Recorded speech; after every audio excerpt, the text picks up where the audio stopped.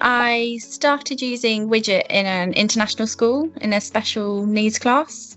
And that was when Widgit was making the change from the program with the discs to online. And I found it much easier to use it online because there was a lot more features that you could use.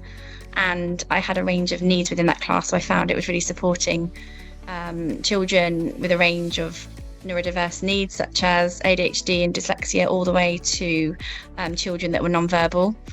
And then when I moved back to the UK, I went to a specialist dyslexia school and used it there as well. And now currently I'm in an independent school in Woking, and I showed my colleagues and leadership what Widgit could do, and we've purchased it and we use it across the school at the moment. Mostly working with children with dyslexia, so using just the standard format and having the symbols coming, above the words. So we mostly use it for scaffolded worksheets. So for example, we've been learning about the Lady of Shalott, which is a very complicated poem set in medieval times for the year fives. So there's some really tricky language in there. So I copied and pasted the text into Widgit, and we've got symbols. So they can try and use their deductive skills to work out what certain words mean by looking at the symbols.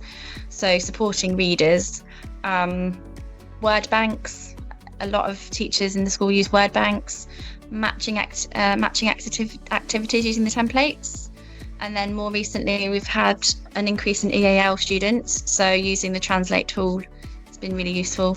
So when children arrive and they have low English skills, just having like a little key ring with survival language on for them on the playground is really useful. And then obviously in lessons, they can access more of the content with greater independence. So it gives them much more confidence to even attempt a task. For example, if a child with dyslexia looks at a sheet with just writing on it, it's quite hard to get started.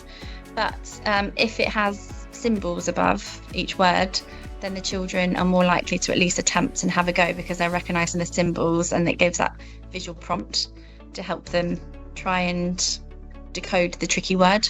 So if the children can see something they will succeed at, then that barrier is removed, so therefore their behaviour is likely to be better. We also use the standard format for social stories, and children respond really well to those because they can read it along with their one-to-one or their learning support assistant, and you can see that has a bit of an impact there as well. Mostly individual students, but sometimes the whole class gets something. For example, the Lady of Shalott poem, that went to all the students because it was a really complicated poem, and that helped everyone. And then it's really easy to go into Widgit when you've made a resource for example, a child that speaks Chinese, and then you've got the same student doing the similar topic the following year, so you can just go in and change the language. So that's good to edit within the document, have that as a working document almost. I know that when I've shown colleagues that haven't heard of it before or used it before, it's kind of a bit of a game changer for them.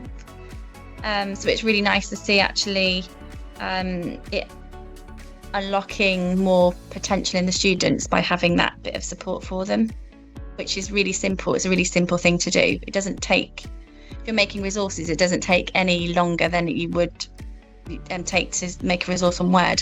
And the children love it too. Sometimes I'll make live word banks in the class. So in literacy, if we're coming up with a word bank all together, I'd have it open and type up on the screen. So they like seeing which symbols come up